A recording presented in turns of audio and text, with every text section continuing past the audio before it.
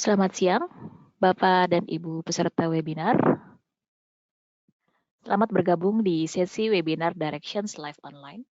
Perkenalkan, saya Indira selaku moderator webinar Direction Live Online pada siang hari ini.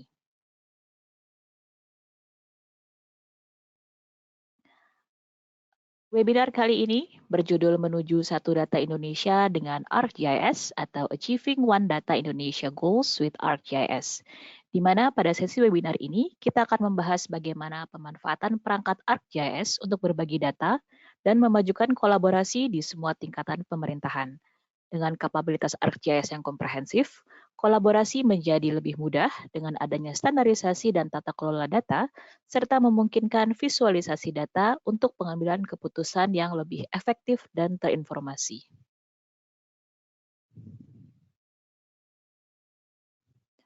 Pembicara pada siang hari ini adalah Rifki Oktavianto, atau yang biasa dipanggil sebagai Rifki. Saya mengundang Rifki untuk menyalakan webcam-nya.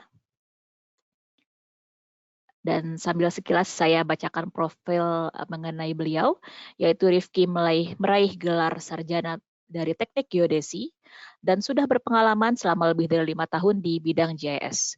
Keterlibatan Rifki antara lain sebagai founder dan pemrakarsa portal OneMap ID. Selain itu, Rifki terlibat juga dalam perencanaan solusi GIS di PLN dan Telkomsel yang memenangkan penghargaan Geo Innovation Awards tahun 2023. Saat ini di ASI Indonesia, Rifki fokus pada membangun strategi geospasial khususnya di sektor utilitas, air, listrik, dan telekomunikasi, serta pemerintah daerah untuk mendorong penerapan teknologi GIS di daerahnya masing-masing. Namun sebelum itu, sebagai tambahan informasi, apabila Bapak Ibu ingin mengajukan pertanyaan, Bapak Ibu dapat melakukannya kapan saja selama presentasi berlangsung dengan memasukkan pertanyaan Anda di panel Go to Webinar di sisi kanan. Di akhir acara, pertanyaan Bapak Ibu akan dijawab dan dibahas langsung oleh Rifki. Tanpa berlama-lama lagi, silakan Rifki untuk memulai pemaparan. Baik, terima kasih banyak Mbak Indira. Selamat siang Bapak Ibu sekalian. Luar biasa sekali pada kesempatan webinar Direction Live Online pada hari ini yang sudah bergabung lebih dari 50 orang dari total registrasi hampir 250 orang. Semoga nanti bisa bergabung semuanya sehingga webinar ini menjadi semakin banyak audiens dari beragam kalangan. Kami melihat banyak sekali Bapak Ibu sekalian dari pemerintahan di daerah, kemudian pemerintah pusat juga, serta juga rekan-rekan dari industri private sector, serta kalangan akademisi, mahasiswa, dan dosen. Tentu webinar ini akan sangat menarik karena kita akan membahas bagaimana kita bisa mencapai tujuan dari Satu Data Indonesia dengan ArcGIS. Bagaimana sih peran ArcGIS untuk mendukung program Satu Data? Kita akan bahas pada webinar ini. Akan ada beberapa outline yang akan kami sampaikan. Yang pertama adalah mengenai program Satu Data itu sendiri.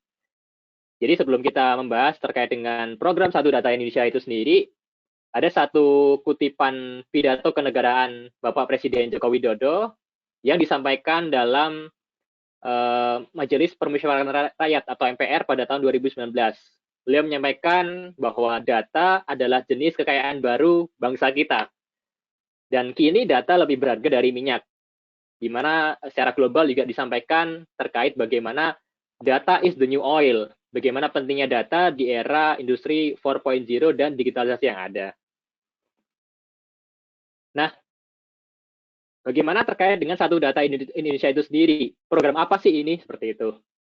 Mungkin dari Bapak Ibu sekalian, saya rasa di level pemerintahan, baik pusat atau daerah, sudah sangat familiar dengan program ini, karena program ini juga diatur di Perpres.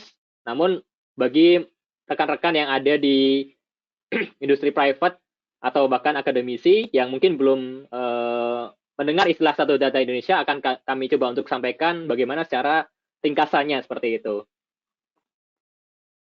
Jadi Satu Data Indonesia itu sendiri adalah satu kebijakan yang dimaksudkan untuk penyelenggaraan tata kelola. Tata kelola apa? Tata kelola data. Data yang dihasilkan oleh siapa? Yang dihasilkan oleh instansi pemerintah di level pusat dan di level daerah. Sehingga bisa mendukung terkait dengan perencanaan, pelaksanaan, evaluasi, hingga pengendalian dari pembangunan. Tujuannya apa sih satu data Indonesia ini? Yang pasti yang pertama adalah tersedia data yang berkualitas. Jadi bukan sembarang data yang bisa nantinya dimasukkan ke dalam portal satu data, kurang lebih seperti itu.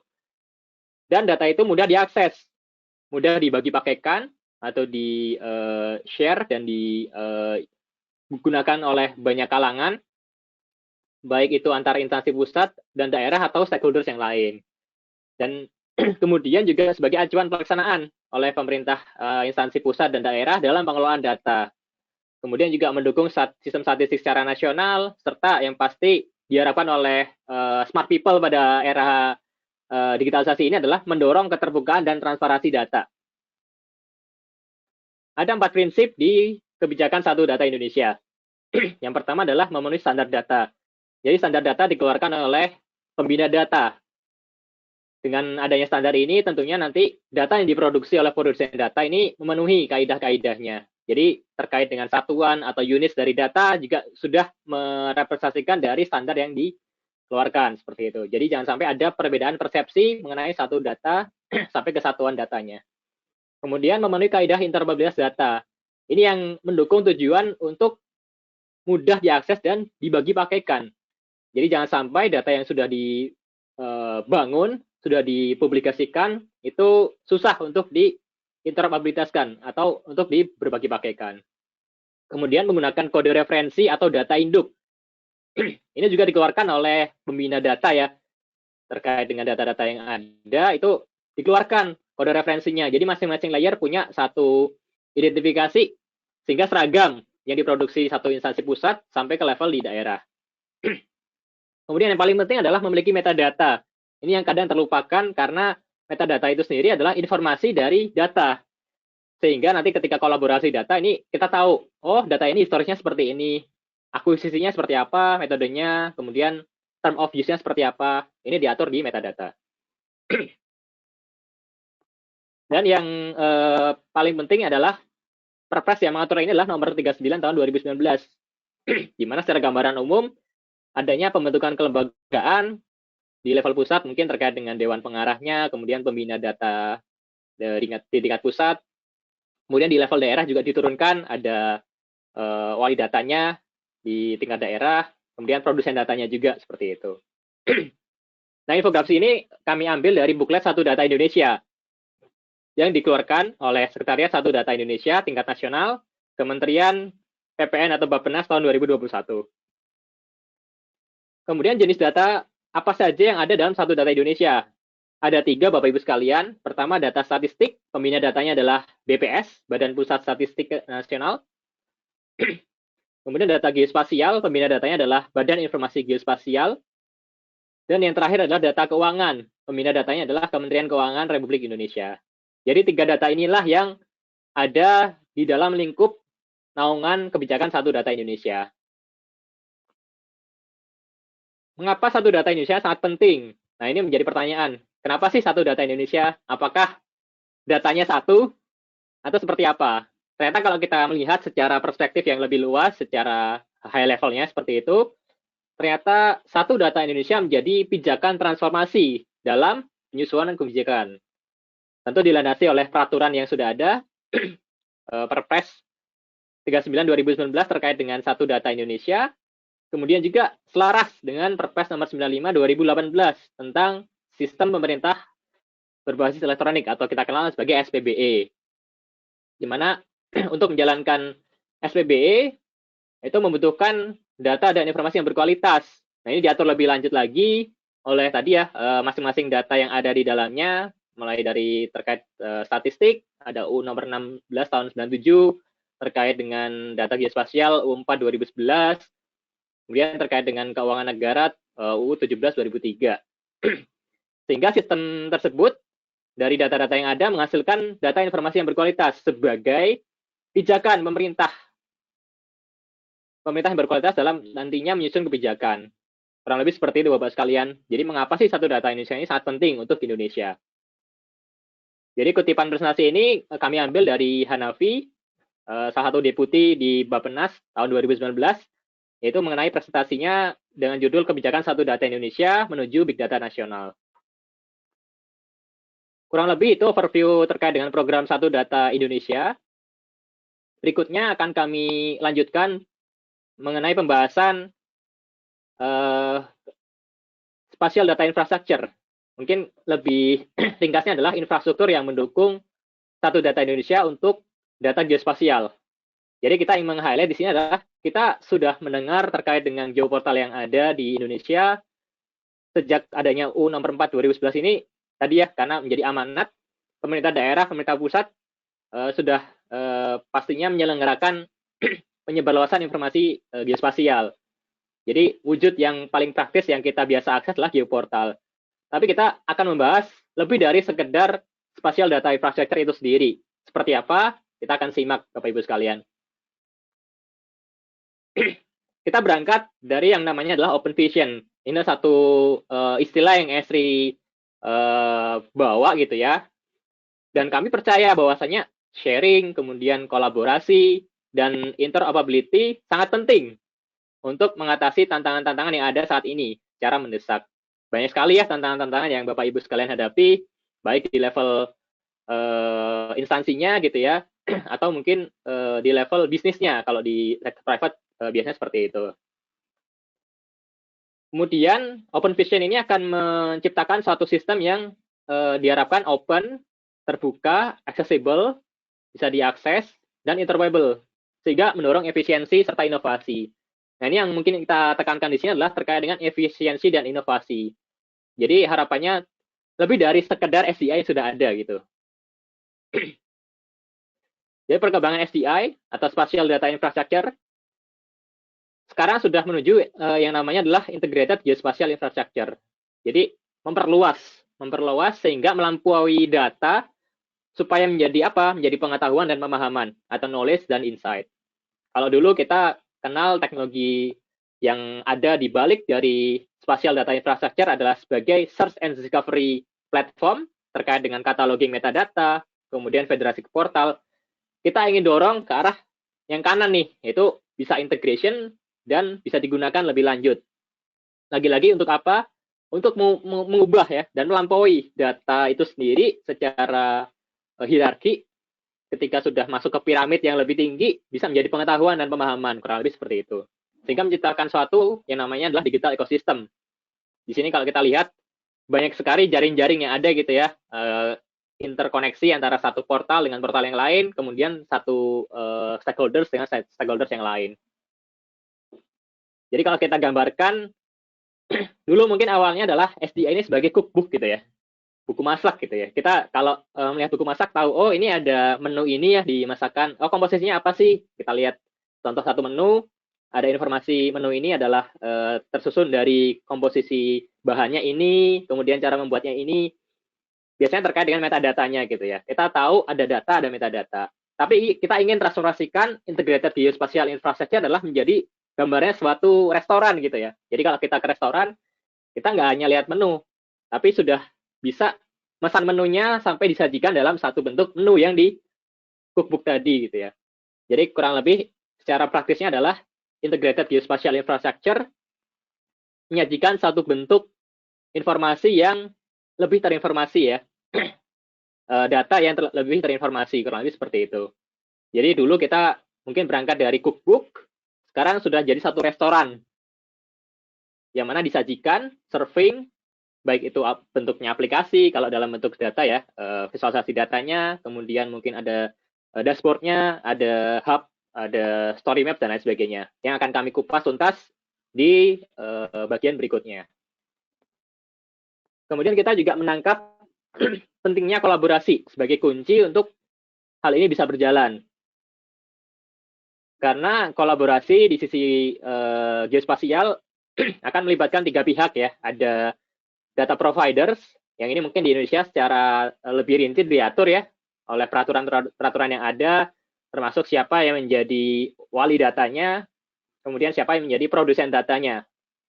Istilah itu yang mungkin kita kenal ya di Indonesia. Kemudian data consumer, stakeholders yang bisa menggunakan data-data yang sudah ada. Baik itu para eksekutif untuk mendukung decision making, staff, developers, pengembang, ataupun engage ke publik. Masyarakat juga butuh data gitu ya.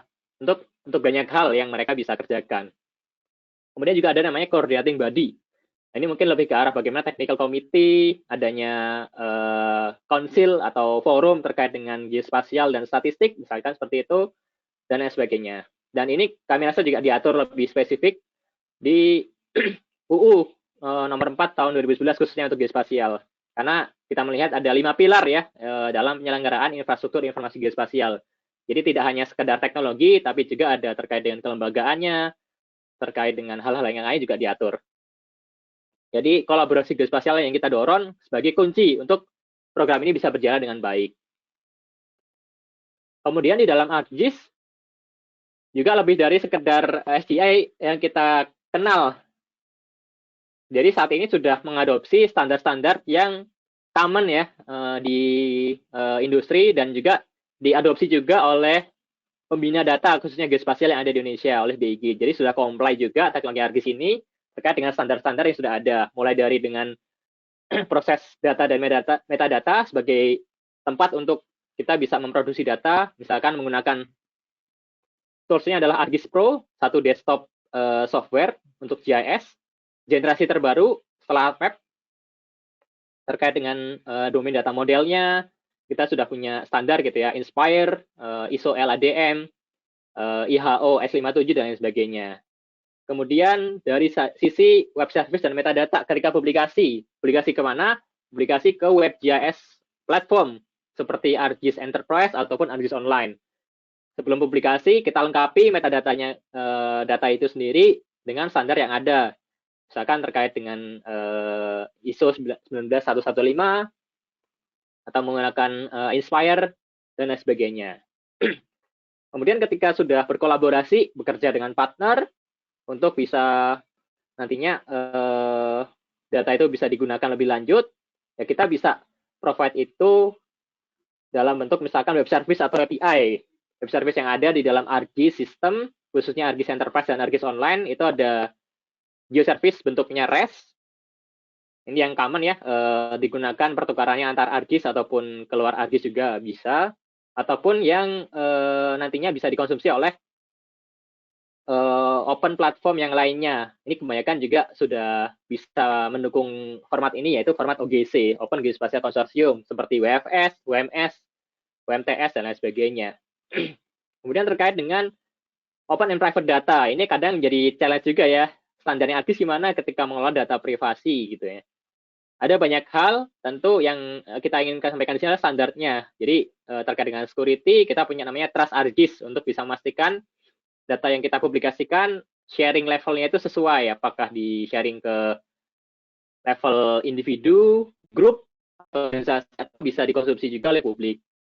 Kemudian juga ada identity. Identity ini adalah untuk nantinya bisa login lebih secure gitu ya, nggak hanya name user login dengan username dan password, tapi sudah support namanya MFA ya, multi-factor authenticator. Misalkan dengan Microsoft gitu ya, punya Microsoft Authenticator atau dengan Google, itu juga sudah bisa diintegrasikan ke dalam ArcGIS, sehingga lebih secure untuk two-step authentication-nya. Kemudian encoding-nya juga nih, nantinya dalam bentuk JSON, XML, dan lain sebagainya. Kemudian ketika masuk ke arah sharing, nanti terkait dengan publikasi datanya, biasanya disajikan dalam bentuk hub dan sites. Itu katalog search-nya ini kita sudah support juga terkait dengan standar-standar seperti tiket, data katalog vocabulary, ini biasa dipakai oleh di sistem SICAN ya, di mana satu data Indonesia itu sendiri, portal nasionalnya itu pakai SICAN ya, jadi ArcGIS nanti bisa interoperabilitas ke SICAN, kurang lebih seperti itu. Atau CSV gitu ya, juga saat ini digunakan untuk metadata yang ada di Indonesia. Kemudian accessibility, yaitu adanya nantinya kita pembuatan maps dan application. Ada W3C, WCAG, ini juga satu standar yang sudah ada diadopsi dalam ArcGIS. Nah, kemudian terkait dengan layanan interoperable tadi sudah kami sampaikan di slide sebelumnya. Mungkin kami hanya menyampaikan kembali, intinya sih dalam hal pengelolaan data, ketika sudah nantinya di level untuk mendukung satu data Indonesia, rekan-rekan bisa menggunakan standar terbuka dan bahkan standar de facto ya. untuk interoperabilitas yang maksimum. Ini yang disampaikan oleh UNGGM ya. Ini ada satu bentuk best practice nantinya, di mana ArcGIS sudah comply dengan hal itu. Kemudian berikutnya kami ingin menyampaikan bagaimana pola pengembangan. Nah, ini pola pengembangan yang biasa ditanyakan. Bagaimana Esri, kami ingin berkonsultasi pengembangan untuk mendukung SDI, khususnya untuk data geospasialnya. Jadi kita akan sampaikan dalam satu seksi ini bagaimana pola pengembangan hub OneMap. Kurang lebih seperti itu. Jadi konsep dari hub OneMap dalam mendukung satu data Indonesia, konsepnya adalah multi-organisasional. Jadi sebelum Bapak Ibu sekalian memutuskan membangun hub seperti apa, mungkin kita harus merencanakan dulu. Karena proses merencanakan itu adalah proses yang menyenangkan, kurang lebih seperti itu. Jadi jangan dibuat, wah pusing nih, membuatnya sulit, ini itu. Teknologi sudah ada, tinggal prosesnya nih kita jalani. Sinergi antara para stakeholders yang ada ini sangat penting di sini. Jadi konsep yang nantinya Bapak Ibu bisa cakup dalam pembuatan hub OneMap-nya, pastikan jenis hub apa yang diinginkan, kemudian konten apa yang akan disajikan juga, serta layanan apa yang akan ditawarkan. Sehingga nantinya hal ini bisa mendorong terkait dengan pertukaran data antar mitra, ini bisa terjadi, pengelolaan data dasar itu mudah, bahkan mendorong terkait dengan kolaborasi lintas batas sektor untuk mengatasi tantangan saat ini. Jadi jangan salah, misalkan ada satu dinas, let's say dinas sosial, untuk mengentaskan kemiskinan butuh data geospasial. Nah ini adalah satu use case real mungkin ya yang saat ini dihadapi. Misalkan juga terkait dengan case stunting yang ada, Dinkes juga butuh data geospasial. Nah kolaborasi inilah yang ingin kita ciptakan melalui satu konsep yang namanya adalah hub OneMap seperti itu. Jadi sebelum membuat satu hub OneMap, seperti ketika kita mau buka restoran, jadi harus juga nantinya hub OneMap kita itu menyambut pengunjung itu selaras dengan konsep yang kita tawarkan. Nah ini berikut adalah contoh atau gambaran hub OneMap yang kolaboratif. Ini dibuat menggunakan ArcGIS Hub, satu fitur yang ada di dalam ArcGIS Online atau ArcGIS Enterprise, sehingga membuat sharing lebih mudah. Nah ini akan kami sampaikan satu bentuk implementasi yang ada di Provinsi Jakarta dengan program Jakarta Satunya. Ini adalah satu bentuk OneMap Hub yang Provinsi DKI Jakarta kembangkan. Di sini kita bisa lihat landing page-nya ya, kurang lebih seperti itu. Bisa disajikan informasi yang informatif serta infografis yang menarik. Kemudian kita bisa buat cataloging juga untuk dinas-dinas terkait. Misalkan ini posisinya adalah di wali data yang membuat, misalkan seperti itu. Kemudian kita bisa sajikan juga tidak hanya data, tapi data itu diolah, divisualkan lebih menarik, misalkan dibentuk dalam bentuk dashboard. Kemudian untuk sharing info dan sebagainya, ini juga sangat menarik, bisa disampaikan di sini. Contoh Jakarta 1 ini punya statistik November ini diakses 32.000 kali. Dan informasi yang lain yang membuat audiens atau masyarakat ini tertarik untuk melihat portal OneMap kita nantinya.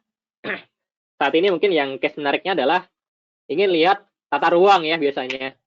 Saat ini banyak sekali perumahan-perumahan yang ada, berkembang. Orang mau beli rumah, milenial mau beli rumah, ingin memastikan rumah yang akan dia beli ini sesuai peruntukan tata ruangnya tepat gitu ya, tidak melanggar. Jadi takut di masa depan ada satu risiko yang bisa terjadi. Ataupun misalkan selain tata ruangnya ingin lihat juga misalkan historis dari kejadian banjir. Daerah tersebut banjir nggak sih? Nah, supaya tahu, tentu pemerintah dalam hal ini selaku wali data dan produsen data ini saling berkolaborasi, bisa men-sharingkan informasi-informasi seperti itu melalui OneMap Hub seperti itu. Kemudian kita juga bisa memperkaya OneMap Hub kita dengan dashboard. Inilah satu bentuk implementasi paling cepat, karena kita kalau di level tingkatan itu ada descriptive analytics, kemudian ada diagnostik, ada preskriptif, prediktif, dan lain sebagainya gitu ya. Nah ini mungkin yang paling mendasar nih kita bisa lakukan, yaitu kita bisa membuat dashboard untuk visualisasi. At least deskriptif dulu, mendeskripsikan apa yang ada. Jadi bisa digunakan fitur ArcGIS Dashboard untuk membuat dynamic visual reporting untuk visualisasi data yang awalnya tabular, yang kita bentuk dalam bentuk chart, kemudian ada maps-nya, ArcGIS Dashboard lah jawabannya gitu. Gitu ya. Jadi untuk pemantauan statistik juga bisa, sampai ke pengelolaan KPI yang ada di pemerintah. Saat ini target untuk stunting berapa persen, di mana saja wilayahnya, pengentasan kemiskinan, kemudian program-program yang lain, ini bisa divisualkan dalam bentuk yang lebih informatif melalui dashboard. Contohnya seperti itu. Berikut contoh tematik dashboard yang dikembangkan menggunakan ArcGIS Dashboard oleh pemerintah Provinsi DKI Jakarta. Ini salah satu contoh, Bapak Ibu sekalian, masih banyak sekali contoh di luar sana, nanti bisa untuk dicek langsung, karena sudah banyak pengguna ArcGIS di pemerintah daerah ya, seperti itu, dan pemerintah pusat.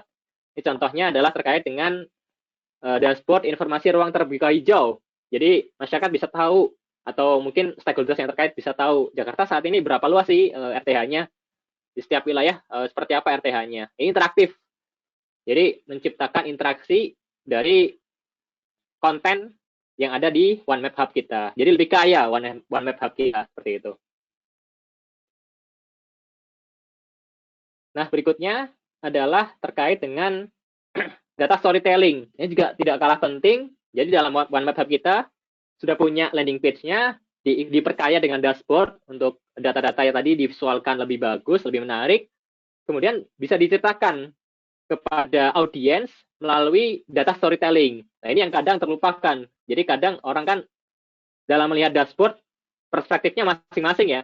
Saya melihat dashboard itu seperti apa, mungkin Bapak Ibu sekalian juga melihat dashboard, menerjemahkannya seperti apa. Sehingga untuk bisa memiliki pemahaman yang sama, yaitu kita punya satu compelling narrative media, ini bisa disajikan melalui fiturnya adalah ArcGIS Story Maps. Ini ada di dalam ArcGIS Online dan juga ArcGIS Enterprise untuk storytelling dari data kita.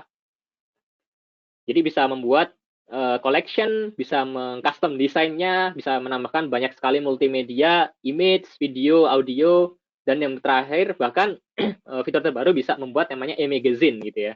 Dan next coming soon untuk briefings. Nah, ini berikut contoh untuk implementasi story maps dalam data storytelling yang dikembangkan oleh Dinas Kominfo Provinsi Jabar ya, di tim Jabar Digital Service-nya. Contohnya di sini adalah mengungkap cerita, manfaat, dan pesona waduk yang ada di Jawa Barat. Jadi, dinas atau pemerintah ini bisa bercerita. Saat ini wilayah Jabar sudah ada berapa waduk sih? Kemudian, di mana saja 5 waduk terbesarnya? Ada Jatiluhur, ada Waduk Cirata, kemudian ada waduk-waduk yang lain. Yang ini di-compile tidak hanya maps-nya saja, tapi juga ada data storytelling-nya. Maps ini menceritakan apa sih, atau data yang ditampilkan menceritakan apa. Kemudian misalkan setelah menampilkan top 5 waduk terbesar yang ada di Jawa Barat, disampaikan juga, oh pemerintah ini saat ini sedang ada loh rencana pengembangan waduk yang lain, yaitu adanya 7 bendungan yang akan atau sedang dibangun di Jawa Barat. Di mana saja? Oh, ada Ciawi, berapa luas genangannya, volumenya, dan kapan waduk itu bisa atau bendungan itu bisa beroperasi. Hal-hal ini akan memudahkan masyarakat, audiens, stakeholders yang lain dalam engage ke OneMap Hub kita. Karena sudah ada kontennya, sudah dibuat dalam data storytelling juga. Sehingga compelling naratif media ini bisa ditangkap dengan lebih mudah ya. Kurang lebih seperti itu. Nah, ini terakhir, good practice ya untuk pengembangan Hub OneMap dalam mendukung target untuk SDI, Satu Data Indonesia. Yang pertama, ini sangat penting gitu ya. Good practice-nya yang pertama adalah metadata. Jadi kita tidak hanya share publish data saja ke portal WebGIS-nya tanpa memperhatikan metadata. Metadata ini justru yang sangat fundamental. Jadi ibaratnya metadata ini untuk data GIS dan tabular yang dipopulasikan ke dalam ArcGIS adalah satu nutrition facts. Seperti kalau kita beli minuman gitu ya ke supermarket, misalkan beli susu UHT gitu ya, susu kotak UHT, pengen tahu nih mana protein yang lebih tinggi dari satu susu dengan satu merek dengan merek yang lain. Kan kita melihatnya dari nutrition fact-nya gitu ya. Sama seperti data. Data juga harus punya nutrition fact yang dijabarkan dalam bentuk metadata. Sehingga nantinya metadata ini bisa flowing, bisa mengalir, bisa mudah dikonsumsi oleh sistem atau open data platform yang lain. Jadi bisa di federating secara otomatis. Contohnya misalkan Bapak Ibu sekalian sudah punya one data hub, satu data Indonesia hub gitu ya, open data hub menggunakan Siken, ini paling banyak digunakan. Kemudian one map hub-nya itu menggunakan misalkan ArcGIS gitu ya. Bagaimana si landing page utama open data untuk satu data Indonesia nantinya ini bisa mengkonsumsi data-data yang ada di ArcGIS melalui hub one map-nya. Ini metadata sangat penting karena dengan ada metadata nantinya API DCAT-nya ini bisa dikonsumsi oleh si Siken tadi. Sehingga ArcGIS bisa bekerja bersama berinterop dengan Siken seperti itu. Jadi jangan khawatir kalau sudah punya Siken nanti, wah spasial saya gimana datanya, apakah bisa masuk ke Siken? Jawabannya bisa seperti itu karena once nanti metadatanya sudah lengkap, ini bisa di federating dengan adanya DCAT API. Kemudian juga bagaimana kita bisa membuat grup dalam portal untuk sharing. Ini sangat penting juga. Jadi dalam portal WebGIS di ArcGIS Online atau ArcGIS Enterprise, ketika kita sudah membuat satu konten-konten, baik itu data ataupun aplikasi, sebaiknya kita sharing juga ke level grup gitu ya, sehingga orang-orang yang akan berkontribusi menjadi data editor, data viewer, dan lain sebagainya dalam satu organisasi itu bisa dengan mudah ya mencarinya. Ini lebih ke arah untuk pengelolaan data ketika sharing di dalam portal. Jadi lengkapi judulnya ada, thumbnailnya juga sesuai, kemudian deskripsinya terkait dengan bagaimana guidance, informasi data itu dibuat, itu dilengkapi seperti itu. Ini yang kadang sering terlupakan, sehingga secara persentase atau kedetailan informasinya itu menjadi kurang seperti itu. Nah, untuk memulai dan juga untuk mengeksplorasi essential guides good practice yang lain, dari Esri mengeluarkan namanya Essential Guides for OneMap Administrator. Ini bisa di-scan QR code-nya yang ada di layar, untuk nantinya Bapak Ibu sekalian bisa memulai gitu ya, memulai at least mengerti terkait dengan dokumentasinya. Nanti kalau sudah menggunakan ArcGIS, tapi belum bikin OneMap Hub, ini bisa mengembangkan OneMap Hub dengan Essential Guides ini, dengan nantinya tujuan OneMap Hub yang dibuat ini comply untuk bisa mendukung tujuan-tujuan dari satu data Indonesia. Mungkin kurang lebih demikian yang dapat saya sampaikan pada kesempatan Direction Live online webinar kali ini. Terima kasih banyak atas partisipasi Bapak Ibu sekalian sudah menyimak sampai ke akhir presentasi, dan kita akan lanjutkan ke sesi Q&A. Saya kembalikan lagi ke Mbak Dira. Terima kasih. Oke, terima kasih banyak Rifki. Sambil kita menunggu Q&A, saya bacakan. Mungkin saya mengingatkan kembali, kalau misalnya masih ada pertanyaan yang ingin ditanyakan ke Rifki, silakan dimasukkan ke panel GoToWebinar sebelah kanan. Dan mungkin sambil kita menunggu, kayak saya ada pertanyaan, bagaimana nih kalau caranya atau langkah pertama kali untuk organisasi bisa mengembangkan hub OneMap? Rifki, mungkin bisa dijelaskan kembali langkah apa nih yang pertama harus diambil?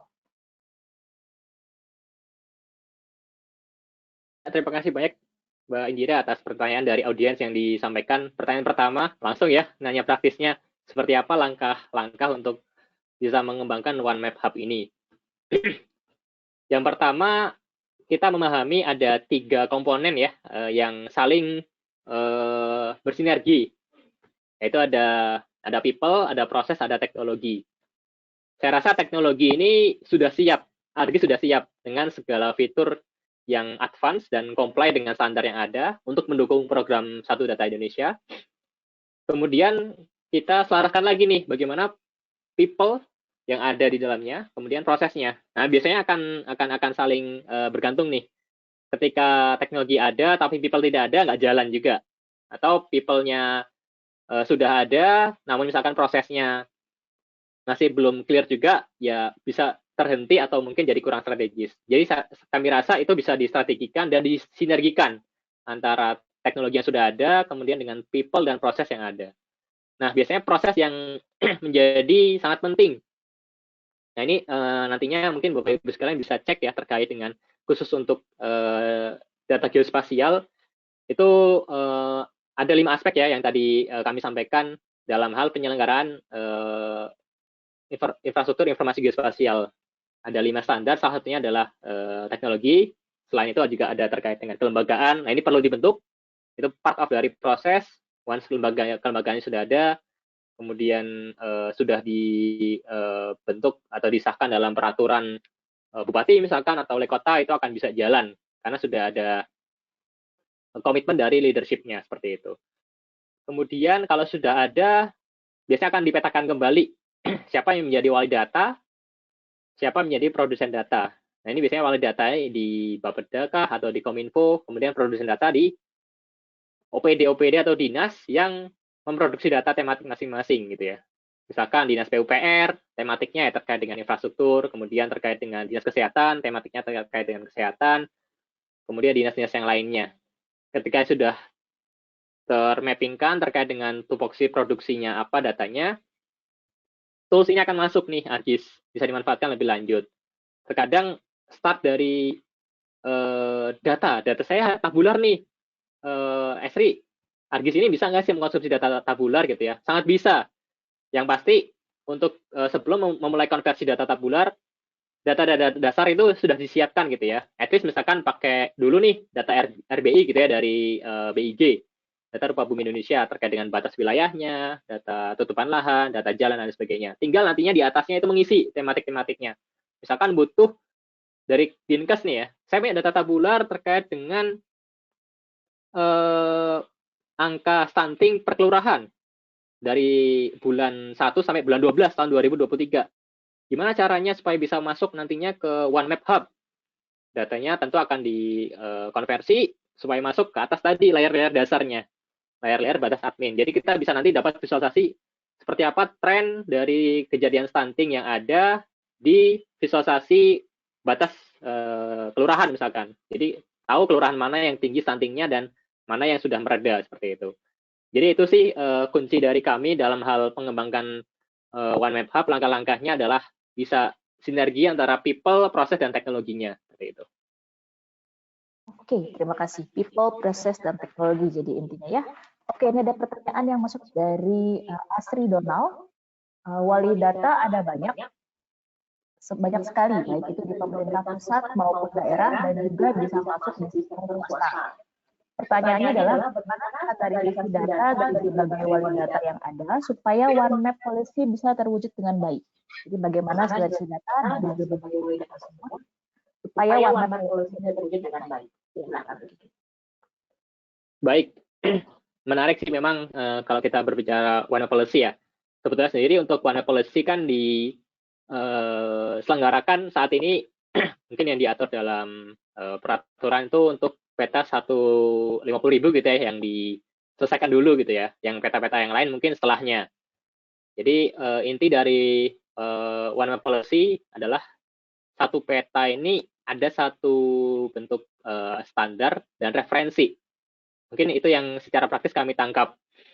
Jadi tadi yang pertanyaan sebelumnya itu align juga dengan jawaban pertanyaan ini. Tentu data dasarnya sudah siap dulu dengan standar, memenuhi standar dan kaidah-kaidah yang sudah ditetapkan.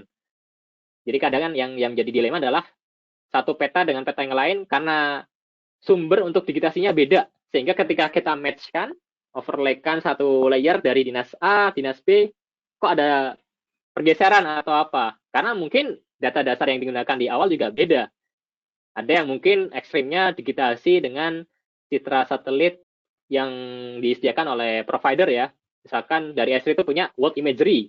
World imagery itu secara ketelitian mungkin skala global, bisa geser 10 meter. Baiknya ketika membangun data dasar tersebut, bisa mengacu dulu ke punya BIG. Jadi semuanya seragam pakai BIG. Nah itu biasanya terbatas di skala 1/25.000. Syukur-syukur kalau sudah punya, misalkan dari 8, ini ya, sudah menyediakan citra satelit resolusi sangat tinggi. Ingin digunakan karena pemerintah daerah itu bisa ya untuk bersurat ke sana untuk mendapatkan citra yang resolusi tinggi, juga mungkin bisa menjadi satu cara juga. Sehingga dalam penyediaan data dasar punya skala yang detail, kalau butuhnya detail ya, misalkan 110.000 atau 105.000, serta nanti data dasar itu bisa digunakan oleh yang lainnya. Sehingga ketika nanti membangun data, sudah merefleksikan ke satu data dasar yang sama, Jadi one map policy itu bisa berjalan. Kan yang jadi concern utama one map policy saat ini untuk percepatan yang 1:50.000 adalah tumpang tindih ya antara misalkan data tematik hutan, kemudian dengan perizinan tambang, itu ada mismatch gitu ya. Jadi nanti bisa jadi tumpang tindih yang bisa berkonsekuensi misalkan ke implikasi hukum dan lain sebagainya. Jadi kami rasa data dalam tupoksi ini bisa menjadi satu ibaratnya contoh di depan untuk para produsen data yang di bawah untuk menyerukan bahwasannya ayo para produsen data, dinas-dinas bisa menggunakan data standar, data dasar yang referensinya ini sudah sesuai. Sehingga nanti kalau kamu buat data-data yang lain di atas peta ya mengacunya ke data ini, jangan data yang lain. Sehingga one map policy itu bisa berjalan, kurang lebih seperti itu. Oke, terima kasih Rifki. Ada pertanyaan lagi dari Bapak Udi Timisela, beliau dari Bapeda Maluku. Jadi untuk SBI atau SDI di Maluku sudah kami implementasikan dan pengembangan web berbasis GIS sudah dimiliki oleh Bapeda Maluku. Lalu portal pertanyaannya adalah ada dua sebenarnya, tapi saya bacakan pertama, portal SDI berbasis CKAN, gimana caranya supaya bisa diintegrasikan, karena di CKAN ada juga fitur untuk tampilan web. Silakan. Satu dulu, Ya, terima kasih Bapak Edi sudah bergabung dengan DLO webinar kali ini. Jauh dari timur ya, kami di Jakarta Pak, dari Maluku ini terima kasih banyak sudah join. Jadi untuk integrasi antara ArcGIS dengan Siken ya. Jadi Siken ini biasanya jadi satu standar ya, saya rasa jadi standar untuk platform untuk open data gitu ya. Jadi termasuk juga untuk portal satu data Indonesia itu pakai Siken juga ya secara back-end. Dan banyak juga wilayah yang lain sudah pakai Siken. Jadi saya rasa itu jadi standar yang common lah ya di market seperti itu. Di Siken datanya tabular, kemudian cataloging, kemudian data spasial yang sudah ada di ArcGIS, gimana bisa diintegrasikan ke sana.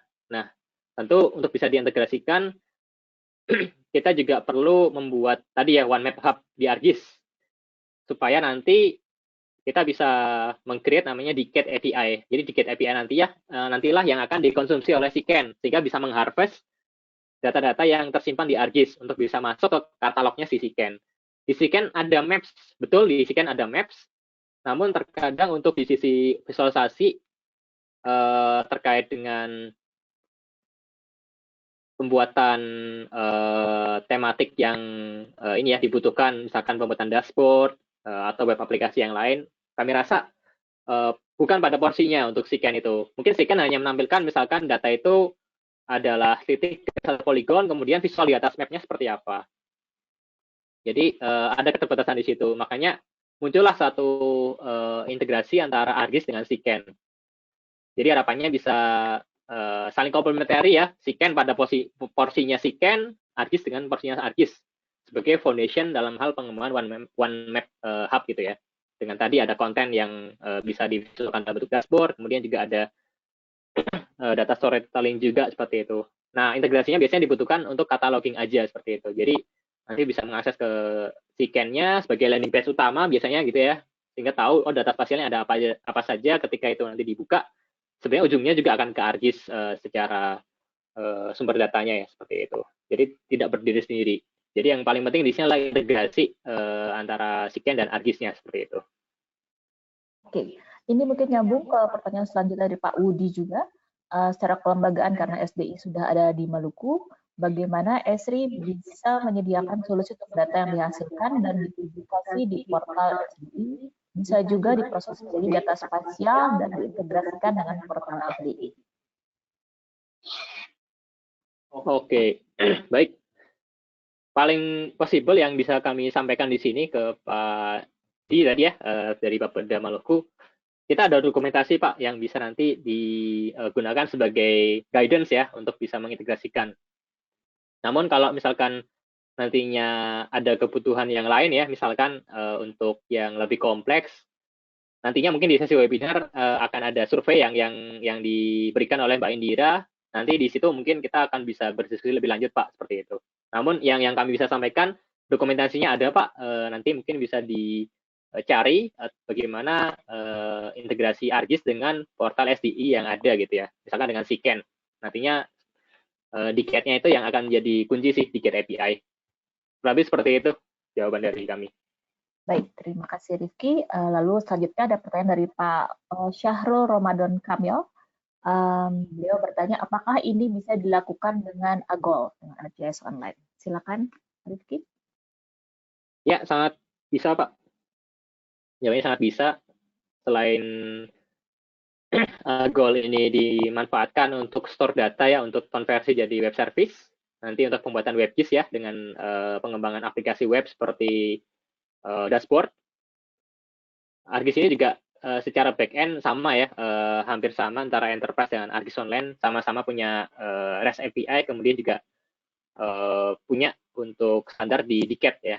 Jadi dengan AGOL pun juga bisa untuk nantinya, atau ArcGIS Online untuk meng-create Siken ya, yang akan diintegrasikan API-nya ke Diket untuk ke Siken seperti itu. Jadi jawabannya bisa. Jadi bisa ya dilakukan dengan ArcGIS Online. Lalu pertanyaan terakhir dari Pak Kurniawan Basuki terkait dengan OneMap data spasial di Indonesia. Data spasial apa saja ya, dan bagaimana sifat penggunaan data tersebut? Apakah free atau berbayar atau seperti apa? Silakan Rifki. Baik, terima kasih banyak Pak Kurniawan atas pertanyaannya. Untuk data sendiri yang tersedia saat ini, pemerintah untuk geospasial ya, pemerintah di pusat lewat kementerian atau lembaga, dan juga di daerah, di provinsi atau kabupaten kota, kita bisa cek ya di namanya Simojang BIG untuk tahu geoportal yang menjadi bagian dari penyelenggaraan infrastruktur informasi geospasial yang ada itu kemana alamatnya. Kemudian biasanya di situ akan bisa ke direct langsung ya. Jadi kita klik bisa akan masuk ke geoportal tersebut. Nah, kita bisa cek di ketentuannya. Terkadang ada data yang open, bisa kita view di atas geoportal tersebut, tapi untuk datanya itu dikonsumsi, API-nya misalkan ya, keluar dari geoportal tersebut, butuh izin dan lain sebagainya. Ada juga yang terbuka, dan untuk bisa mengkonsumsi silahkan juga terbuka juga. Ada yang sifatnya data itu by request atau on demand juga ada yang sifatnya seperti itu. Jadi butuh meminta untuk request-nya dengan bersurat misalnya seperti itu. Jadi kita kembalikan lagi ke ketentuan dari masing-masing produsen data gitu ya. Harapannya sih memang tercipta namanya open data ya. Open data which mean data itu terbuka. Nah, kadang keterbukaan antara satu instansi dengan instansi lain tuh definisinya juga masih beragam seperti itu. Jadi bisa dipastikan lagi ke geoportal masing-masing. Semoga sih Bapak menemukan banyak data yang sudah open secara akses, juga open untuk berbagi pakai ya ke luar dari sistem. Namun misalkan menerima satu case ketika data itu open, tapi ketika untuk bisa ditarik keluar harus izin, memang prosedurnya yang dikeluarkan oleh instansi seperti itu gitu ya. Memang ujung-ujungnya adalah masih belum aware-nya terkait dengan data licensing yang ada di Indonesia. Yang ini kami cukup highlight. Jadi kalau di luar sana itu untuk data yang diproduksi itu pasti ada licensing-nya. Misalkan licensing-nya apa? Ada punya copyright. Misalkan pakai open license juga, misalkan CC by SE gitu ya, atau pakai ODBL. Nah, ini bisa akan merilis masing-masing lisensi itu dari para produsen data, sehingga tahu, oh data ini lisensinya CC by SE. CC by SE itu bisa apa ya? Kita bisa share alike dengan mencantumkan kredensial atau kredit dari si produsen data. Atau ODBL, oh kita hanya bisa pakai tapi nggak bisa sub licensing seperti itu. Jadi ujung-ujungnya sih mungkin di masa depan data licensing ini sangat perlu ya untuk para produsen data untuk bisa keluarkan seperti itu. Oke, terima kasih Rifki. Itu pertanyaan terakhir. Lalu ada komen juga dari Pak Budi tadi yang dari Bapeda, sempat tampaknya perlu diskusi Rifki dengan Pak Budi mungkin offline setelah ini untuk meminta solusi integrasi dengan Siken ya. Seperti itu, terima kasih Rifki sudah memberikan presentasinya dan menjawab berbagai pertanyaan dari audiens pada hari ini. Terima kasih Rifki, selamat siang. Silakan lanjutkan beraktivitas hari ini. Oke. Tambahan dari saya mengenai DLO webinar selanjutnya, kami akan mengadakan lagi di tahun 2024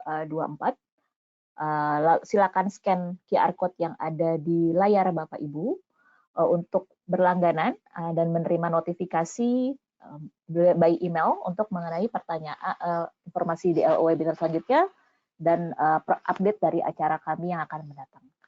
Oke, silakan. Terima kasih banyak atas perhatiannya Bapak dan Ibu, dan silakan bagikan QR code ini kepada kolega Bapak dan Ibu untuk mendapatkan informasi dari kami juga. Terima kasih banyak atas perhatiannya. Selamat siang. Dan sampai jumpa di webinar di LO tahun depan.